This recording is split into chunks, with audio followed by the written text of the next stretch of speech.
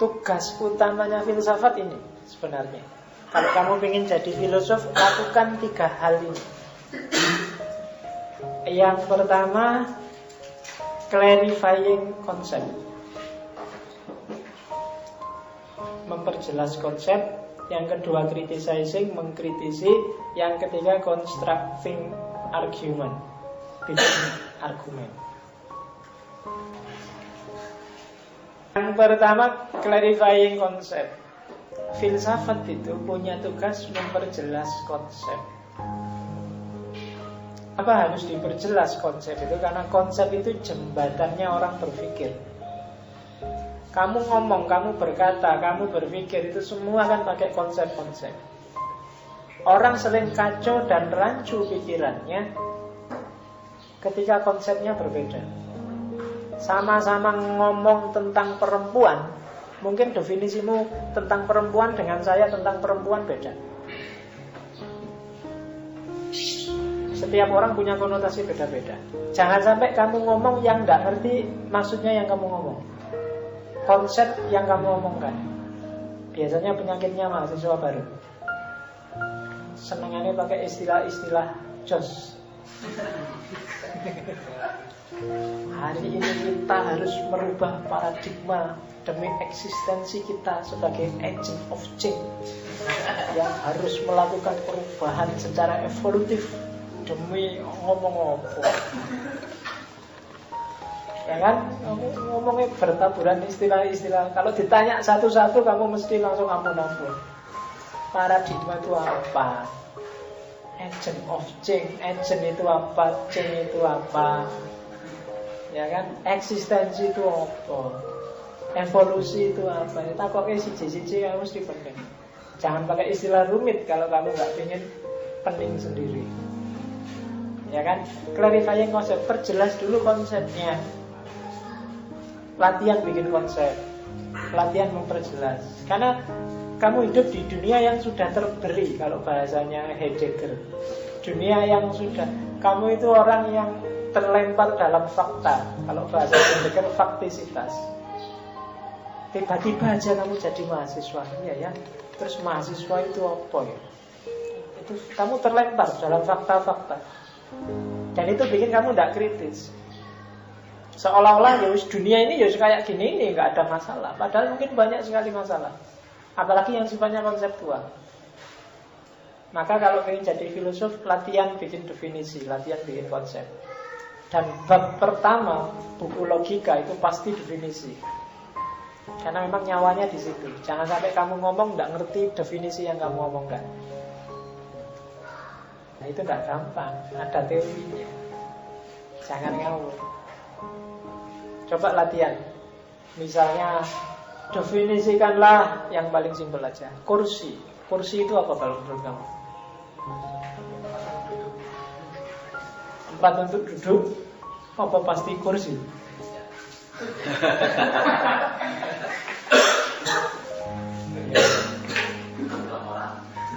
Ayo, kursi adalah apa wis yang kamu anggap gampang untuk didefinisikan?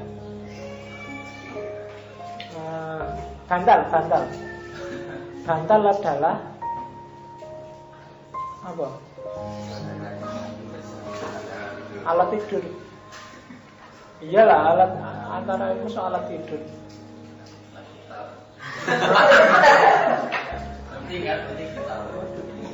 Tidak penting juga, nggak pakai bantal. Bantal adalah sesuatu yang apa? Sandaran kepala. Itu kalau saya mau rewel tetap salah kafe. Emangnya bantal selalu sandarannya kepala? Ya kan, sopir itu nggak pakai kepala. Bantal itu buat entah. Ya kan? Oh, susah. Tidak selalu buat tidur juga, tidak selalu. Nah, kalau mau rewel, makanya biasanya filosofi itu menjengkelkan. Tidak apa-apa. Tapi kamu harus jelas, karena memang misinya adalah memperjelas konsep. Ya kalau konsepnya sudah jelas dia tidak akan rewel. Tapi kalau konsepnya tidak jelas pasti dia rewel.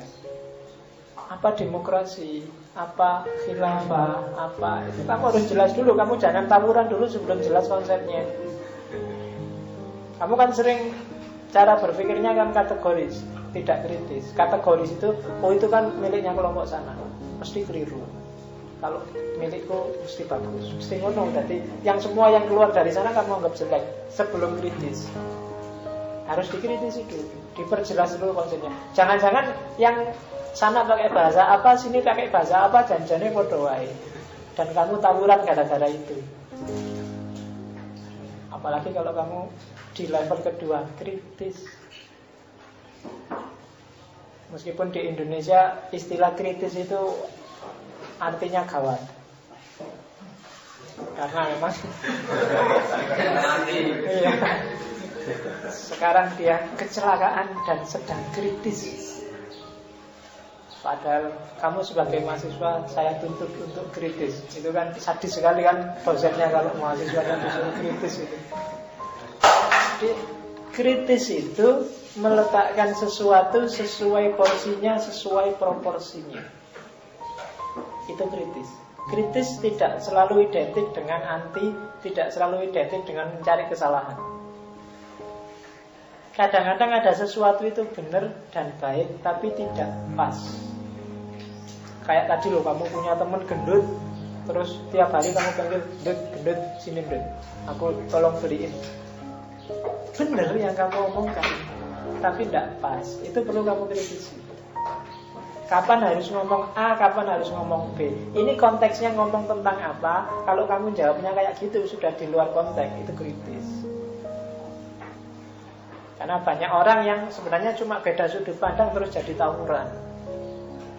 Itu yang kamu harus letakkan secara kritis. C ini warnanya dominan putihnya apa dominan hitamnya? Putihnya. Karena kamu lihatnya dari sana. Kalau bagi saya dominan hitamnya, karena saya lihat dari sini. Ya kan? Jadi cuma beda sudut pandang. Kamu lihat dari sana, saya lihat dari sini. Dan sering-sering masalah itu kayak gini dan kita tawuran gara-gara ini. Kamu ngeyel, saya pak lihat dengan mata kepala sendiri, banyak putihnya. Terus aku ngeyel, loh saya juga dengan mata kepala itu sendiri, banyak hitamnya. Jadi yang satu nggak mau disebut bohong, saya juga nggak bohong, saya lihat sendiri, saya juga lihat sendiri. Dan terus kamu tawuran gara-gara ini. Oh banyak masalah yang gara-gara itu terus tawuran, macam-macam. Bisa ide, bisa konsep, bisa fakta, bisa peristiwa yang cuma beda sudut pandang. Maka kamu yang sudah ngerti konsep kritis, kritisi yang kayak gitu-gitu. Jadi waktu kamu debat yang sampai berkeringat, sampai eyel-eyelan itu, coba dicermati lagi. Jangan-jangan kamu sama temenmu nggak beda sebenarnya, cuma ada keterbatasan sudut pandang aja. Yo, tapi kan kalau dilihat secara hakikat utuhnya kan bener pak ini. Iya, tapi jarang orang bisa melihat realitas full depan belakang atas bawah. Kenapa? Karena caramu berpikir, caramu melihat terbatas. Yang ahli fisika ngertinya ya fisika, filsafat tidak ngerti. Yang ahli biologi ngertinya biologi, sosiologi tidak ngerti. Ada sesuatu yang dari sudut sosiologi dia bagus, tapi dari sudut agama dia jelek. Ada sesuatu yang secara biologis kesehatan dia jelek, tapi secara ekonomis dia bagus. Maka melihatnya jangan cuma satu. Rokok itu mungkin dari sudut pandang sana halal, dari sudut pandang sini haram, dari sudut pandang sini mungkin sunnah, dari sudut pandang sini mungkin wajib, tergantung konteksnya. Loh iya kan? Mungkin kamu yang sudah terbiasa ngerokok tiap hari. Saya pak, kalau nggak ngerokok nggak iso mikir. Kalau saya nggak bisa mikir, kuliahku nggak selesai-selesai. Kalau kuliahku tidak selesai-selesai, kasihan orang tua. Maka rokok itu wajib dalam rangka birrul walidain. Yo, golek kan bener lah. Jadi ini harus kayak gitu. Makanya dalam Islam itu kan Hukum itu tidak cuma halal haram. Ya orang sekarang aja agak genit. Emangnya hukum itu selalu halal sama haram? Ada makruh, ada mubah, ada sunnah, macam-macam. Mungkin dalam konteks tertentu ini cuma makruh aja, nggak sampai haram. Tapi yang ini sunnah aja, nggak sampai, kan gitu. Cuma kamu sekarang kan bingung isinya, mesti tidak wajib ya haram. Pacaran wajib apa sunnah, apa makruh, apa mubah, harus pacaran haram. Yang ini halal, yang ini haram, yang itu halal. Ini itu fikih desa kalau masih itu. Fikih itu kategori judgementnya 5. Ada yang cuma mubah aja, suka-suka kamu. Facebook haram, loh nanti dulu. Emangnya harus sampai haram gitu, ya kan? Jadi konstruksinya. Yang terakhir bikin argumen. Bikin argumen itu seorang filosof harus secara kontinu bertanya mengapa. Yang tanya mengapa, hasilnya pasti argumen. Mengapa kamu begini? Mengapa kamu begitu? Mengapa kok kalau orang kota itu cenderung individualis? Mengapa kok orang desa itu lebih mudah diajak gotong royong? Mengapa itu mengapa? Itu bikin argumen. Dan itu tugasnya filosof. Saya bilang di awal, filosof itu menyarankan hidup yang tidak asal-asalan.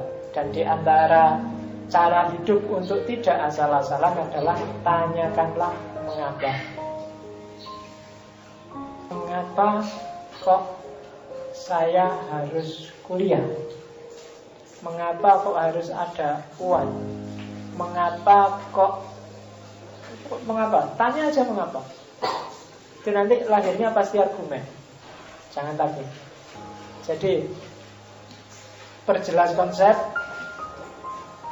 Tugasmu kalau memang ingin jadi filosof, clarifying, criticizing, dan construction. Memperjelas, mengkritisi, dan bikin sesuatu. Yang pertama sifatnya ke dalam, yang kedua sifatnya keluar, yang ketiga sifatnya double, ke dalam dan keluar. Jadi kalau kalian sudah siap untuk mengklarifikasi lagi hidupmu, apa benar saya harus begini, saya harus begitu, kemudian mengkritisi, kemudian dikonstruksi, bikin argumen, kamu adalah seorang filosof.